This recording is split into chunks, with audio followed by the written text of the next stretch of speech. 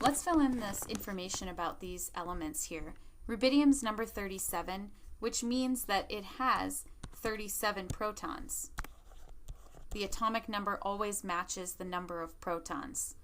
And to determine the number of neutrons, we've got to take the average atomic mass, which is 85.46, and round it to the nearest whole number. That's 85. So that's how much the protons and the neutrons weigh in the nucleus. Since we know that 37 of that mass comes from the protons, that leaves 48 neutrons. Protons and neutrons each weigh 1 AMU, atomic mass unit. Since rubidium's number 37, it has 37 total electrons when it's neutral, which makes sense. Protons are positive, electrons are negative, so if you have the same number of each, they'll cancel each other out. The number of shells, you have to look at the period. It's in the 5th row, so that means it will have 1, 2, 3, 4, 5 shells with electrons in them. To find the number of valence electrons, remember you have to look at the group number above. So in this situation, it's in group 1A. That means that it has 1 electron in its outermost shell. So for the number of covalent bonds it should form, this is a trick question because rubidium is a metal and only nonmetals form covalent bonds. So trick question, that's 0. Name another element that would have similar properties, anything in its same group. So I could say potassium, which is right above it. I could say sodium, lithium, or even go below it and say cesium. So elements are similar in properties to the same ones as in their family or group. Let's do the same for sulfur. Sulfur's number 16, so automatically we know it's got 16 protons, 16 electrons, assuming it's neutral. And its average atomic mass, when you look it up, is like 32.05, 32.06. That rounds to 32. So 32 minus the 16 protons gives us the number of neutrons. So the number of shells, we've got to look at the period number. Here's sulfur number 16. It's in period number 3. And it's in group 6A, which means it has 6 valence electrons. And if I write out the Lewis dot structure for sulfur, I see that it has 2 lonely electrons, which means it should form 2 covalent bonds. Another element in its same vertical group would be something like oxygen, or below it, selenium. You could choose anything in group 6A. How about electrons lost or gained in order to form each of these ions? Well, magnesium normally has 12 protons and 12 electrons if it's neutral. But if it has a positive 2 charge, that means the protons are winning by 2. So this must only have 10 electrons. So it has lost 2 electrons. Similarly, bromine is number 35, so normally it has 35 protons, 35 electrons, but if it has a negative 1 charge, it must have gained 1 electron and have 36 electrons. Silver with a +1 charge, that must have lost 1 electron, and an iron with a +3, it must have lost 3 electrons in order to form that ion. Remember, an ion is anything with a charge. In order to do number 6, it actually makes sense to do 7 and 8 first. So what type of elements form covalent compounds? Non-metals. Elements to the right of the zigzag on this periodic table. So nonmetals are things like carbon and nitrogen and oxygen. And a covalent bond is when the 2 nonmetals share electrons. That's really different from an ionic compound, which is made of metals and nonmetals.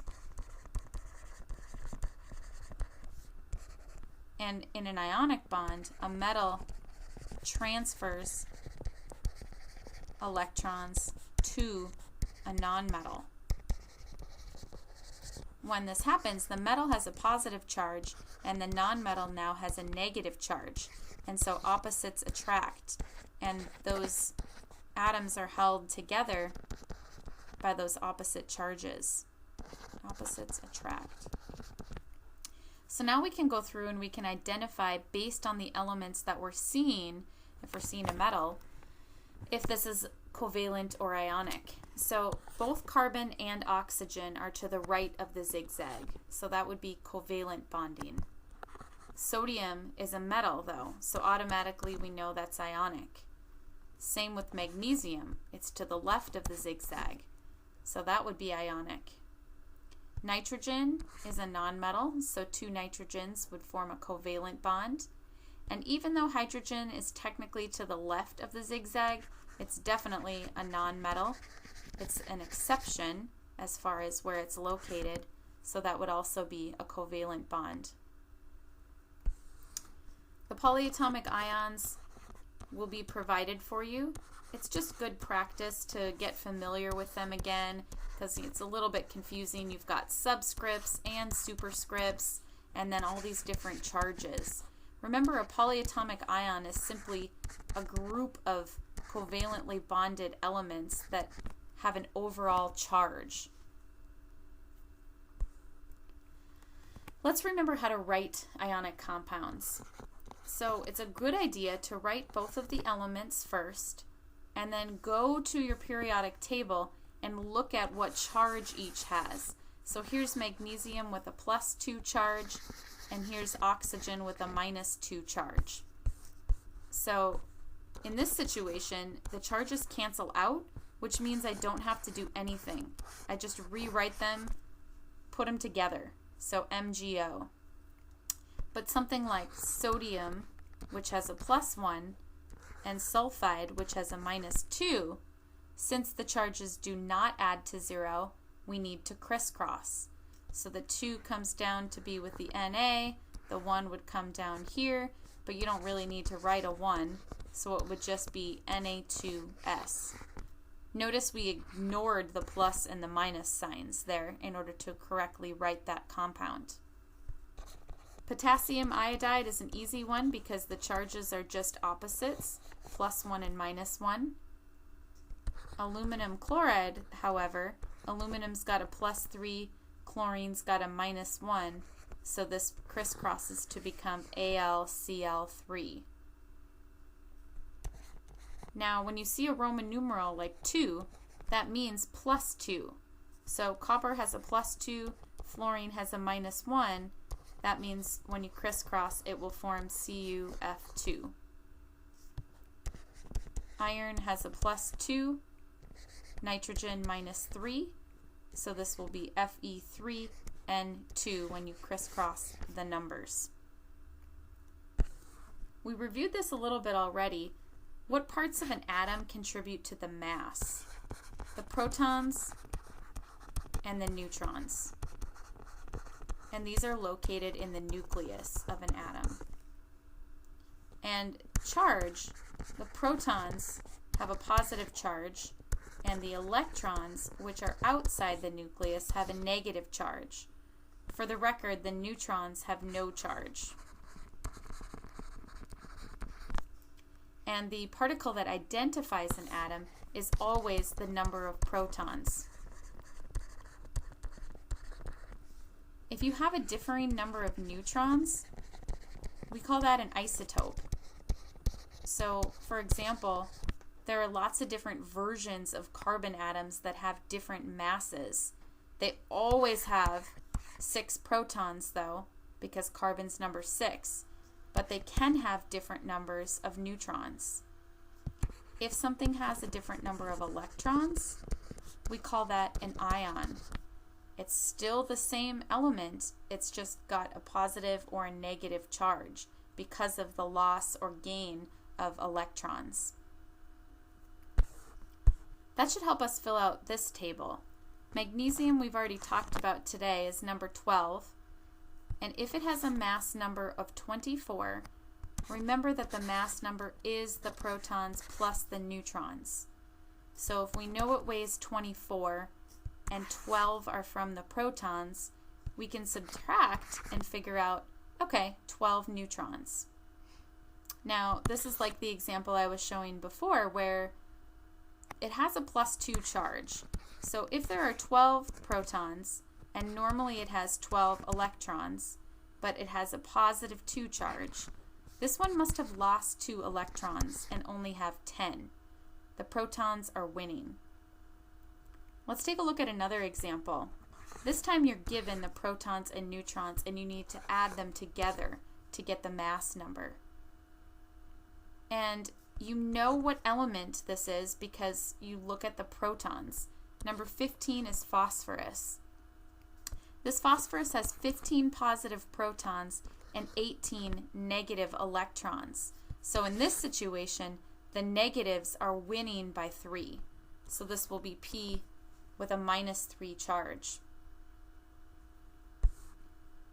When you name ionic compounds, you change the ending to "ide." Magnesium oxide, strontium bromide instead of bromine, calcium chloride, and potassium sulfide. You guys have learned a lot of element symbols, so I hope you haven't forgotten them.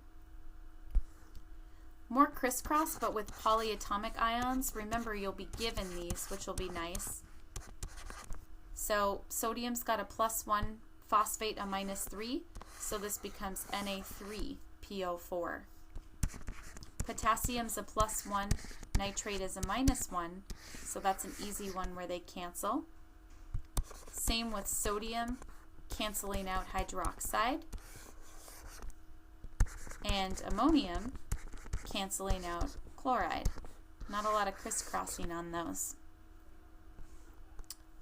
Naming compounds that have a polyatomic ion, you don't have to do anything. You don't change the ending to "ide. You just name it based on the actual polyatomic ion. So this would be sodium carbonate, lithium sulfate. This one you have to change the ending. Aluminum chloride. And back to another polyatomic ion, another one with carbonate, potassium carbonate. Let's review electronegativity. If I go to the formula sheet that you're going to get for the exam, you'll see that you're going to have an electronegativity chart right at the top. These numbers mean something. Hydrogen is 2.1, fluorine is 3.98. If these two nonmetals form a bond, because fluorine has a bigger number, that means it's greedier and it will suck more electron cloud toward itself. So hydrogen 2.1, fluorine 3.98. This means that it's going to have a polar bond. Polar means one side has a partial negative charge and one side is left with a partial positive. Hydrogen is left with a partial positive because its electrons, which normally cancel out the positive proton, are getting pulled away. So that proton is being more exposed. And that fluorine is pulling more electron cloud toward itself, so it has a partial negative charge. So you can see why if I had another HF molecule nearby, the partially negative fluorine of one is going to be really attracted to the partially positive hydrogen of another one. Going back to drawing structures, remember that rule, honk 1, 2, 3, 4? Carbons always get 4 bonds. So hydrogens always get 1, and oxygens get 2, and there's no nitrogens in this one, but they get 3. We're supposed to describe the shape around each of these atoms. If there are 4 bonds, that is called a tetrahedral. Remember, tetra means 4. If there are 2 things attached and 2 lone pairs, that is a bent shape. Now you might say, wait, this looks linear, but in 3 dimensions, these lone pairs are really jutting out of the computer screen at you, and the hydrogen and the carbon bonds are going away so that they can actually get further apart. Remember these little ball and stick models that we built? They're not 90 degrees, it's like 109 degrees. So in order to do that, it would have a bent shape in 3 dimensions. The other one, C2H4, in order to make this work out, the carbons must be double bonded. And if you're wondering, well, how did she come up with that? Let's review the process. Carbon's in group 4A, so it gets 4 dots. Hydrogen is in group 1A, so it gets 1 dot. Everything connects once before you start making double bonds, and there's still 2 lonely electrons between the carbons, so they form a bond. Notice that besides hydrogen, 1, 2, 3, 4, 5, 6, 7, 8, all of the atoms involved like to have 8 electrons surrounding them. Hydrogens are just happy with 2. What shape is around each of these carbons?